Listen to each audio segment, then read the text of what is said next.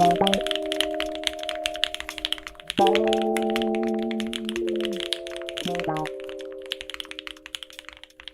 a todos, bienvenidos a un nuevo episodio de Cerbero Podcast.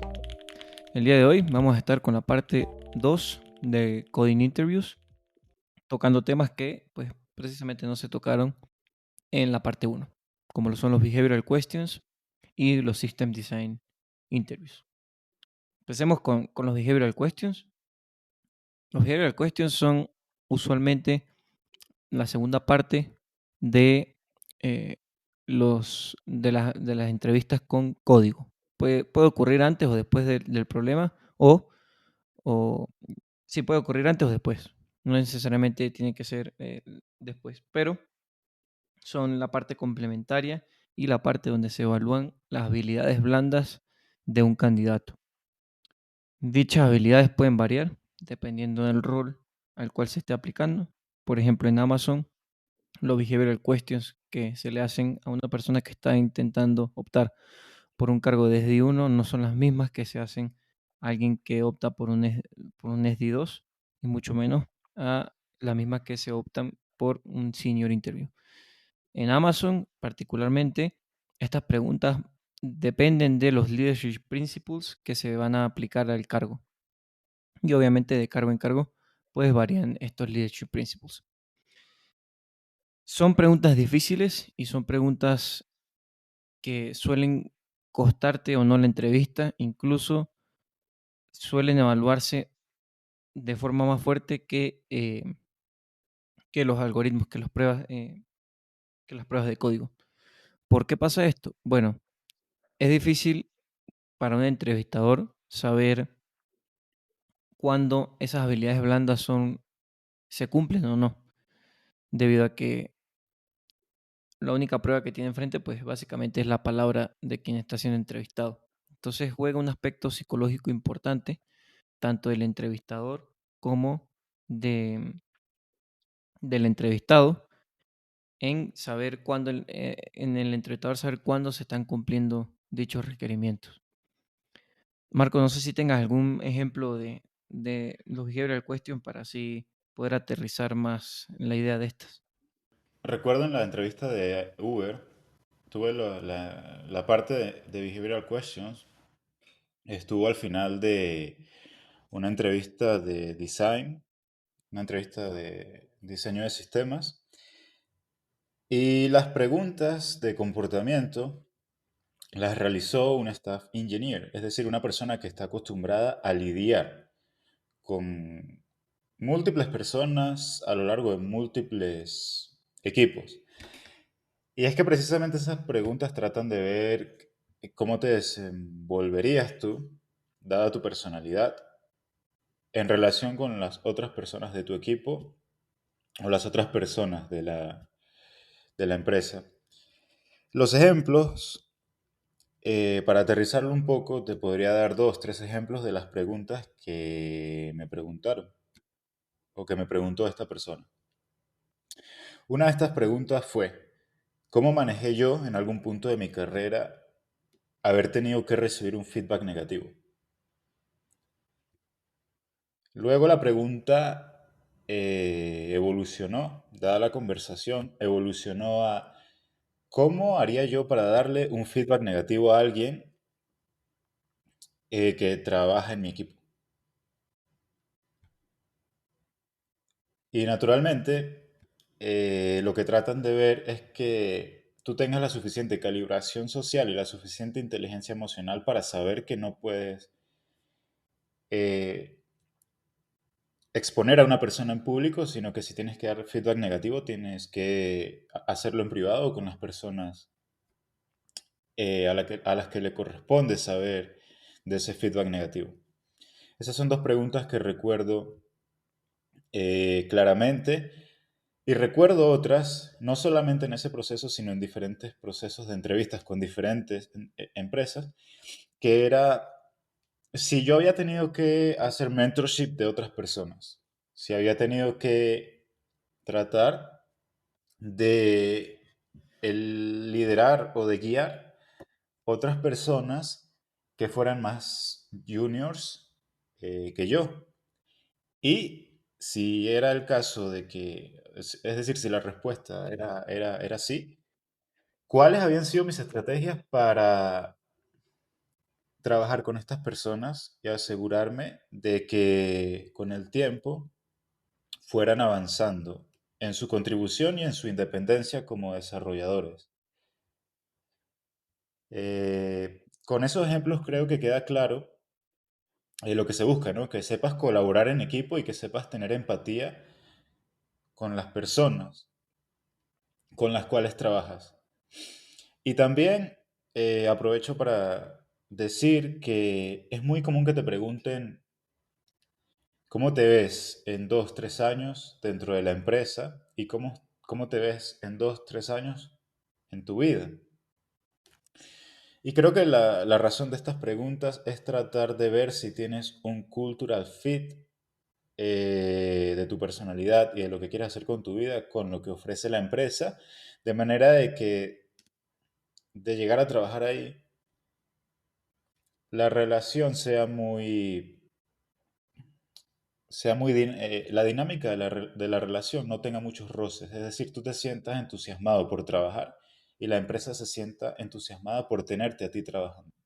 Hace poco estaba leyendo un hilo de Twitter en donde la persona que lo hizo trataba de dar tips para los coding interviews. Hablaba precisamente de, bueno, primero todo lo relacionado con la primera parte que hicimos, pero me llamó la atención la parte de los behavioral questions, porque él decía que para pasar esta parte o para probar esta parte de la entrevista se debía saber mentir o saber maquillar la verdad.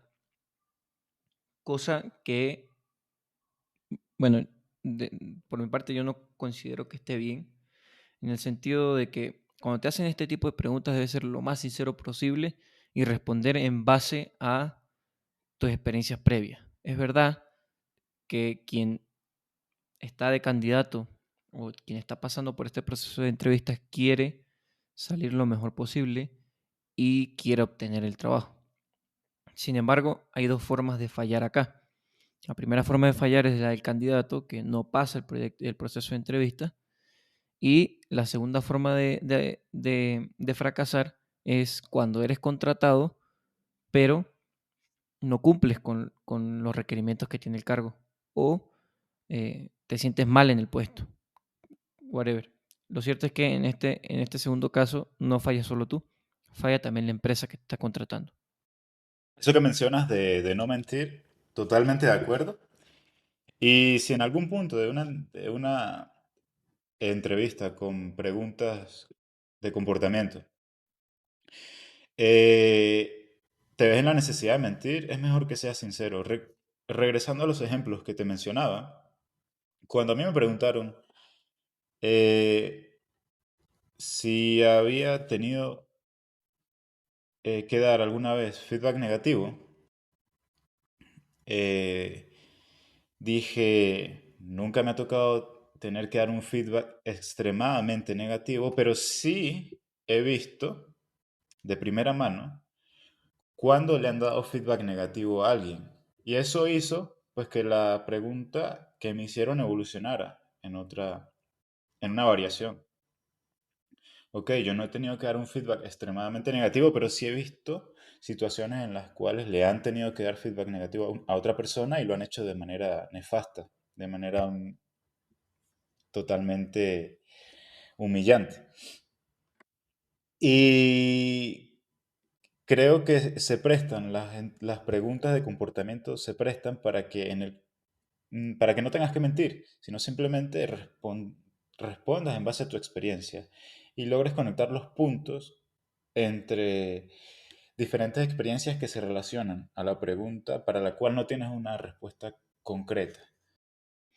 Por eso son tan difíciles. Yo he tenido la experiencia de que compañeros de programación competitiva que son extremadamente buenos, con unos skills incluso por arriba del promedio, fallan precisamente en los behavioral questions. Y, y he conocido gente que son muy buenas y nunca han logrado trabajar en empresas de gran nivel. Ojo, eso no es malo, pero sí, o sea, lo digo es que han intentado entrar y no han podido. Entonces, evidentemente no fallaron en las preguntas de algoritmos, pero fallaron en los behavioral questions y eso les costó el proceso entero. En cuanto a los System Design Interviews, voy a hablar desde el punto de vista de Amazon. En Amazon, dependiendo del nivel al cual tú estás aplicando, pues varían las preguntas y varían las dificultades de la misma. A pesar de que los puestos de SD1 y SD2 pueden estar bajo el mismo contexto o bajo el mismo enunciado del problema, lo que varía entre un cargo y otro va a ser simplemente el nivel de detalle que se aplica al momento de resolver dicho problema. Por ejemplo, un problema clásico de System Design es el parking lot.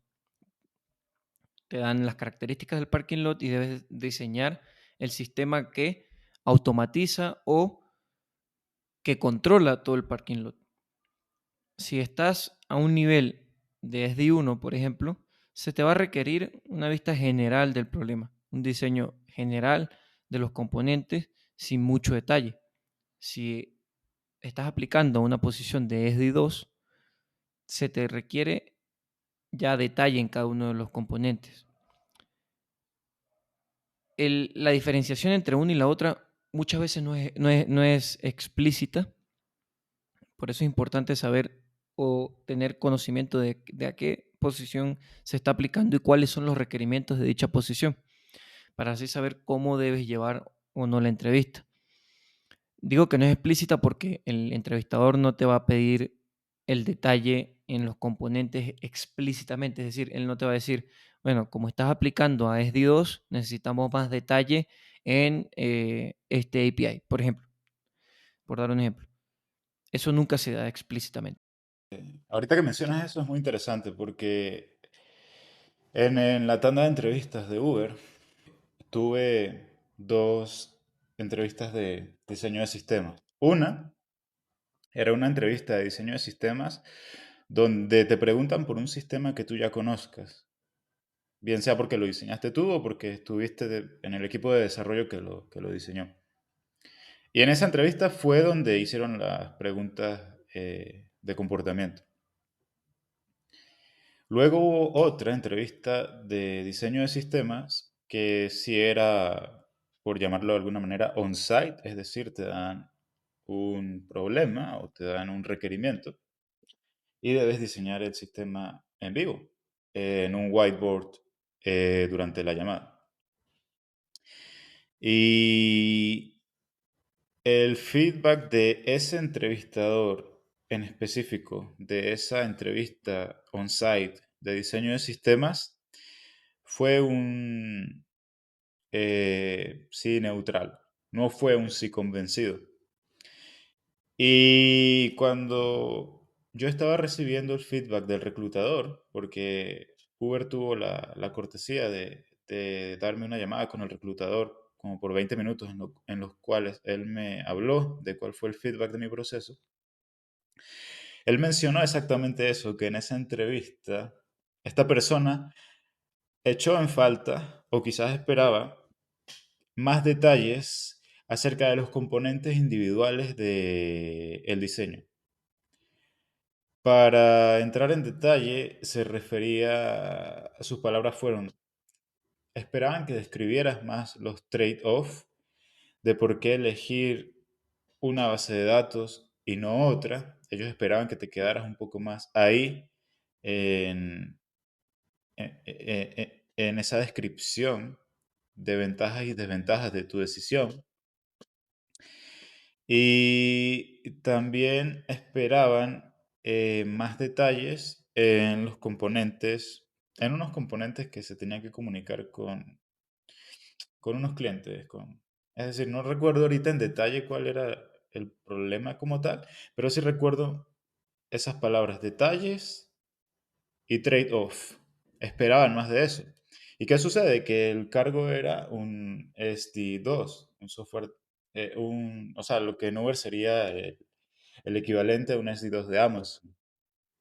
Quizás si el cargo hubiera sido un SD1 o el equivalente de SD1 en Amazon, probablemente la respuesta del entrevistador o su voto habría sido un sí convencido. Pero alineándolo con lo que estás diciendo, tiene todo el sentido del mundo que haya sido un sí neutral. ¿Por qué? Porque esperaban más detalles dado el cargo que estaba abierto. Eso estuvo muy bien de parte de Uber. No todas las empresas te dan ese feedback.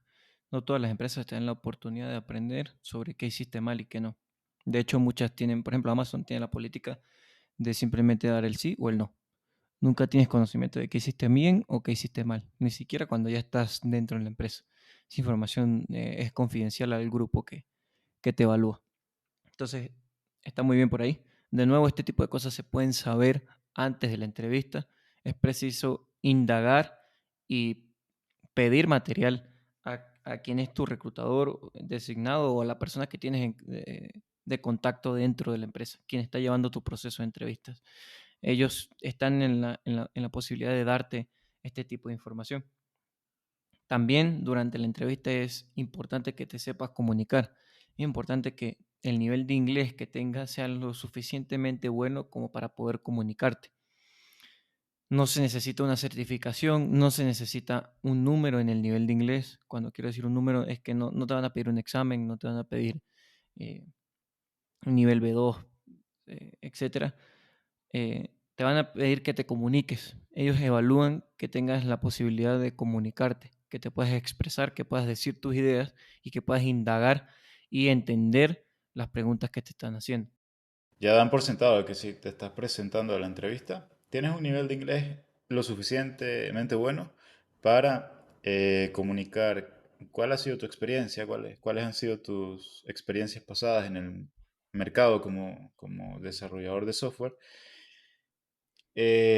por qué quieres entrar a la empresa, cuáles son tus planes a futuro dentro de la empresa.